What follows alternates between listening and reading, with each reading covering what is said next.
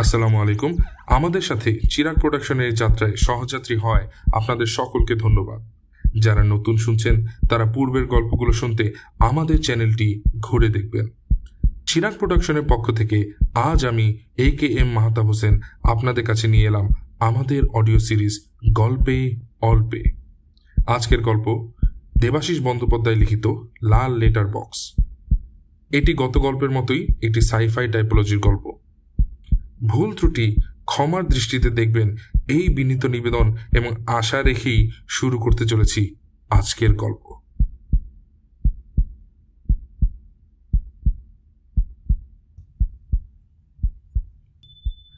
বাবার আজকাল কি যেন হয়েছে, কাউকে কোনো কাজ করতে বলে তার উপর নির্ভর করতে পারেন না, বিশদভাবে সমস্ত কাজটা তাকে বুঝিয়ে দেন। এটা হয়তো অস্বাভাবিক কিছু নয়, বয়স হলে মানুষ হয়তো এ ধরনের অনিশ্চয়তায় ভোগে। কিন্তু বাবার কি সেরকম বয়স হয়েছে? আমার চোখে বাবার বয়স এতটুকুও বাড়েনি। তার মাথার ও ভুরুর চুল দু একটা পেকেছে, কিন্তু ছোটবেলায় বাবাকে যেমনটি দেখেছি এখনো সেইভাবেই দেখে থাকি। তিনি আগের মতোই কর্মঠ, তবে তার আচার আচরণে কিছু কিছু পরিবর্তন যে হয়নি তা নয়। ওই যে বললাম, কাউকে কোনো কাজ করতে বলে খুঁটিয়ে খুঁটিয়ে এমনভাবে নির্দেশ দিয়ে থাকেন যে শুনলে অস্বস্তিই লাগে।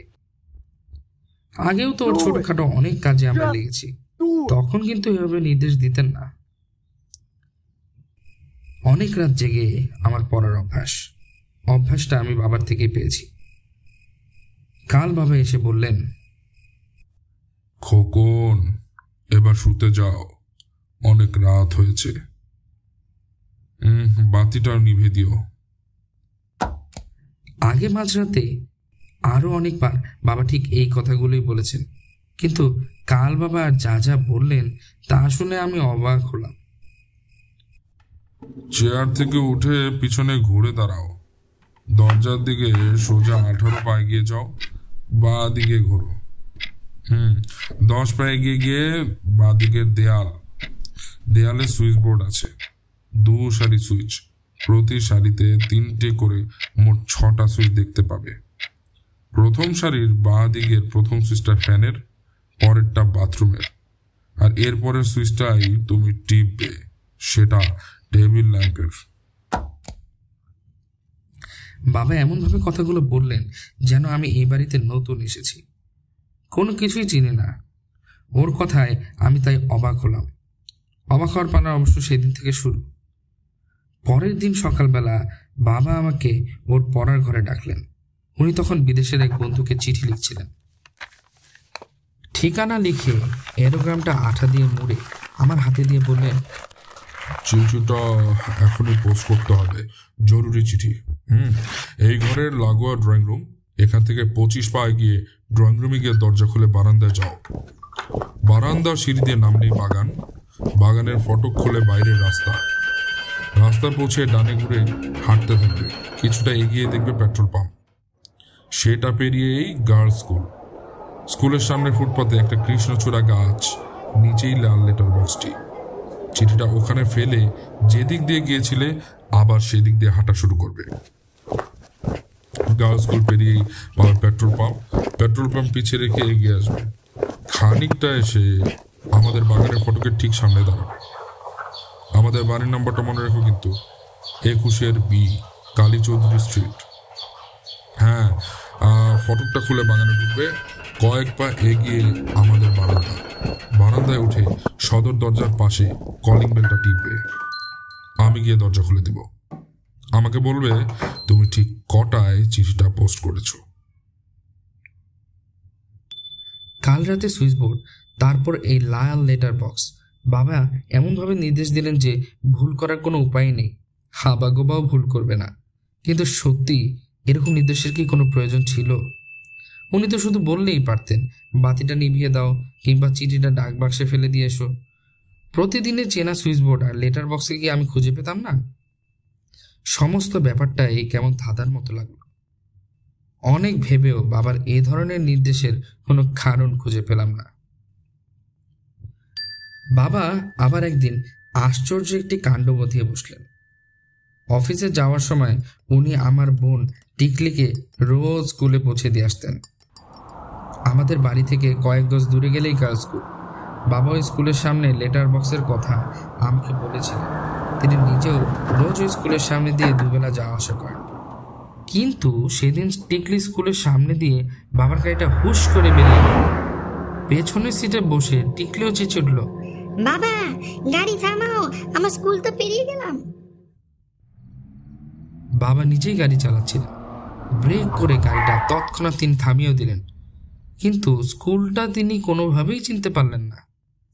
অথচ স্কুলের সামনে গাড়িটা নিয়ে কয়েকবার চক্কর দিলেন। সেদিন আবার ছিল টিকলির অঙ্ক পরীক্ষা।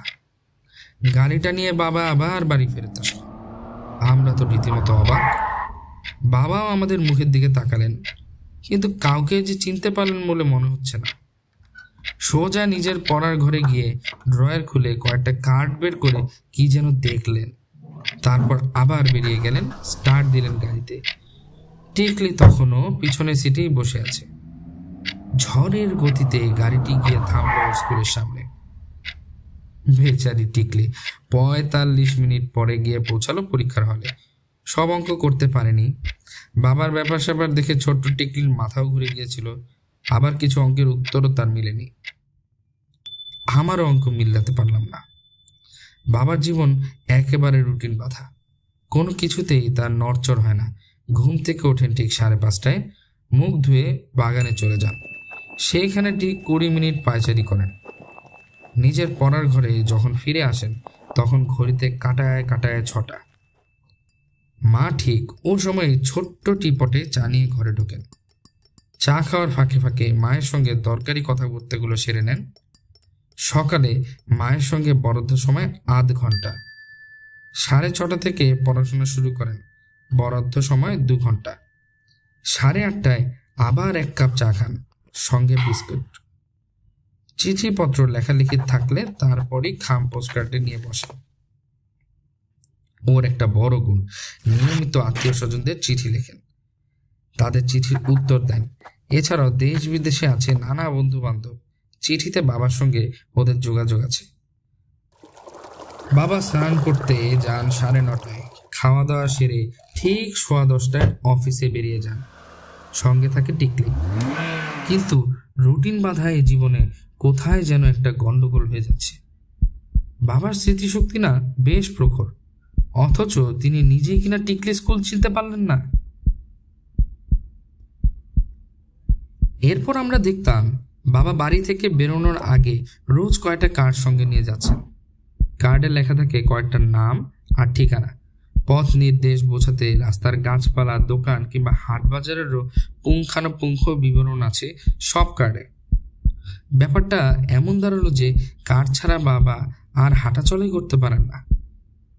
আমরা ভাবলাম বাবার স্মৃতি হয়তো নষ্ট হতে যাচ্ছে, কিন্তু অচিরেই আমাদের এই ভুল ভেঙে গেল। আমি বরাবরই অঙ্কে কাঁচা, টিকলি অঙ্কে ভালো। একবারই সে অঙ্ক পরীক্ষায় খারাপ দিয়েছিল। বাবা সেদিন আমাদের সবাইকে অবাক করে টিকলির অঙ্ক পরীক্ষার নাম্বারগুলো গড়গড় করে বলে দিলেন। ক্লাস 1 থেকে শুরু করে ক্লাস 8 পর্যন্ত টিকলির প্রত্যেকটা পরীক্ষার নম্বর ওনার ঠোঁটস্থ। শুধু হাফ ইয়ারলি বা অ্যানুয়াল পরীক্ষার নম্বর নয়, মান্থলি নম্বরও। ক্লাস 8-এর একটি ছাত্রী টিকলি নিজের পরীক্ষার কোনো নম্বরই কিন্তু মনে রাখেনি। এই অঙ্ক পরীক্ষার কথাতেই মনে পড়ল, বাবা অঙ্কে একেবারে তুখোর। পরীক্ষায় ভালো নম্বর পাওয়াটাই তো বড় কথা নয়, তিনি তার জীবনটাকেও অঙ্কের নিয়মে পরিচালনা করেছেন। জীবনে যা কিছু করেন অঙ্কের মতো সেটা নিখুঁত, নির্ভুল। চাকরি, সাংসারিক দায়িত্ব পালন সবকিছুই অঙ্কের নিয়মে, কোথাও কোনো ভুল চোখ নেই। অঙ্কে তার সহজ স্বাভাবিক প্রবণতা দেখে নাম করা এক কম্পিউটার কোম্পানি তাকে বিরাট গুরুত্বপূর্ণ পদে বসিয়ে দিল। কত রকমের কম্পিউটার, কত রকম তাদের কাজ, এক একটি যন্ত্রকে এক একভাবে চালাতে হয়। সব যন্ত্রের মধ্যে মিল একটাই, তাদের কাজ নিখুঁত, নির্ভুল।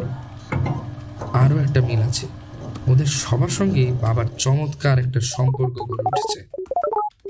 আমাকেও টিকলিকে বাবা যেমন ভালোবাসেন ঠিক তেমনটি ভালোবাসেন ওদেরও। বছরখানেক আগে ওদের অফিসে আমি গিয়েছিলাম, সেটা টের পেয়েছিলাম সেদিন। সেবার উনি আমাকে ওর অফিসে নিয়ে গিয়ে যন্ত্রগুলোর সঙ্গে পরিচয় করিয়ে দিয়েছিলেন। বলেছিলেন, এদের সঙ্গে এখন থেকে আলাপ রাখো। এমন একটা সময় আসছে যখন এদের বাদ দিয়ে এক পাও আমরা এগোতে পারবো না। বাবার অফিসে গিয়ে সেবার অদ্ভুত কয়েকটা যন্ত্র দেখেছিলাম। বোতাম টেপা মাত্রই একটি যন্ত্র পাশের টেবিল থেকে কাগজ আর পেন্সিল টেনে খসখস করে কি যেন লিখতে লাগলো। যন্ত্রটা নাকি 5 মিনিটের মধ্যে মাধ্যমিকের অঙ্কের পুরো একটা প্রশ্নপত্রের উত্তর করে দিতে পারে। আরেকটা যন্ত্র আবার ছবি আঁকে। ঠিক মতো শিখিয়ে পড়িয়ে নিতে পারলে নাকি সে পিকাসো বা দালির ছবিকে হুবহু নকল করে দেবে। বাবা বলেছিলেন, এই রোবটটা কি না পারে, ওদের কম্পিউটারের মগজটাকে শুধু উস্কে দিলেই হলো, তাহলে আর দেখতে হচ্ছে না। এই যে যন্ত্রটা দেখছো, ওর নাম দিয়েছি বিশ্বকর্মা। কথাটা বলেই বাবা আমাকে মসৃণ ঝকঝকে একটি বাক্সের কাছে নিয়ে গেলেন। বাক্সের কান থেকে দুটো হাত দুদিকে বেরিয়ে এসেছে, স্টেইনলেস স্টিলের হাত। আঙ্গুল নেই, কনুয়ের ঠিক নিচ থেকে হাতার মতো একটা জিনিস বেরিয়ে আছে। সে হাতা দিয়েই সে নাকি কয়েকশো টন ওজনের পাথর অনায়াসে আকাশে ছুড়ে দিয়ে আবার লুফে নিতে পারে। কিন্তু এজন্যই তাকে বিশ্বকর্মা বলা হচ্ছে না। তাজমহল বা পিরামিডের নকশা তৈরি করতে এই বিশ্বকর্মাকে খুব একটা মাথা ঘামাতে হয় না। এম্পায়ার স্টেট বিল্ডিং এর ভেতরের নকশাও সে নিমিষের মধ্যেই ছবি এঁকে মুছিয়ে দিতে পারে। আবার দরকার হলে তাকে কারিগরি বা মিস্ত্রি কাজে লাগানো যায়, শুধু প্রোগ্রামিং করে নিলেই হলো। মানুষ তাকে চালায়, কিন্তু মানুষের থেকেও সে অনেক বেশি কর্মক্ষম। সাদামাটা বাক্সটার যে এত গুণ তা কিন্তু দেখে বোঝা যায় না। চোখের সামনেই অবশ্য তার গুণাগুণের পরিচয় পেলাম সেদিন। টাইপরাইটার কার্ডের উপর চটপট করে কি যেন টাইপ করে বাক্সটার বোতাম টিপলেন বাবা। সবুজ একটা আলো জ্বলে উঠল। কয়েক সেকেন্ড কাটতে না কাটতেই বাক্সের গায়ে ফুটে উঠল বেশ কিছু সংখ্যা। পড়তে কষ্ট হলো না। সবুজ আলোর পাশে আরেকটা নীল আলো তখন জ্বলে উঠল। বাবা বললেন, বিশ্বকর্মাকে জিজ্ঞেস করলাম আমাদের হাওড়া ব্রিজ তৈরি করতে কতটা রিভেট লেগেছে। উত্তরটা হাতে নাতে পেয়ে যাচ্ছে, একেবারে নির্ভুল উত্তর। আমি অবাক না হয়ে পারিনি।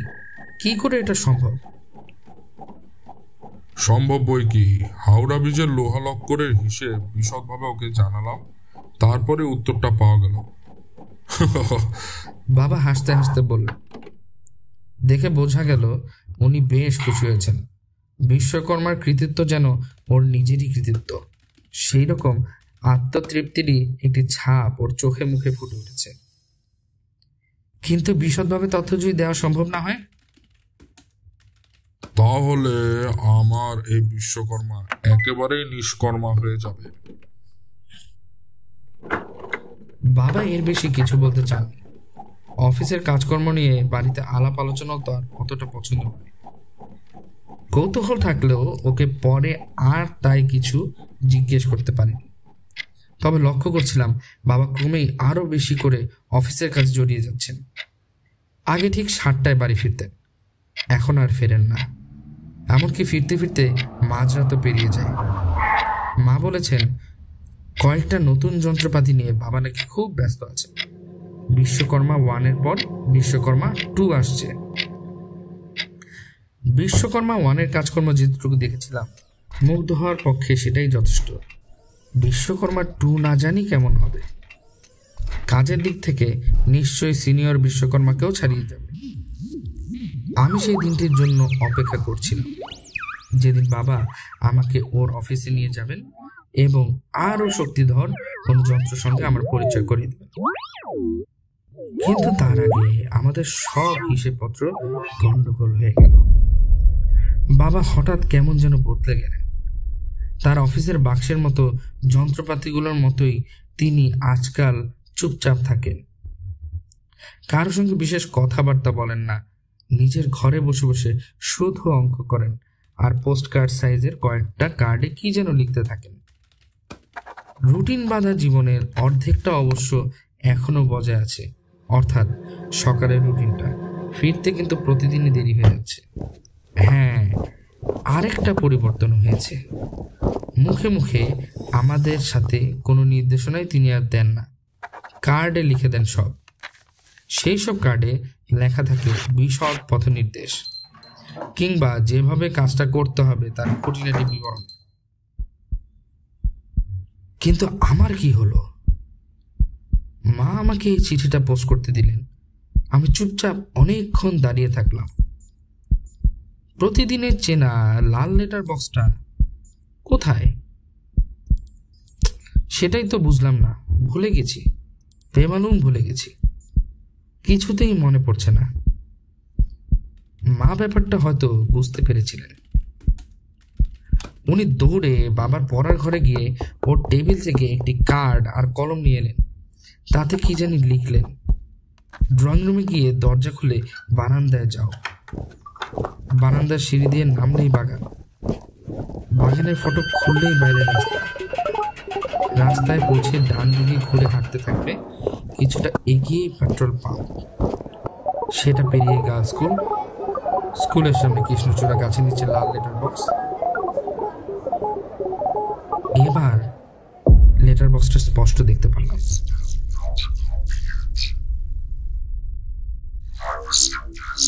আমাদের গল্পগুলো শুনতে আশা করি আপনাদের ভালোই লাগছে।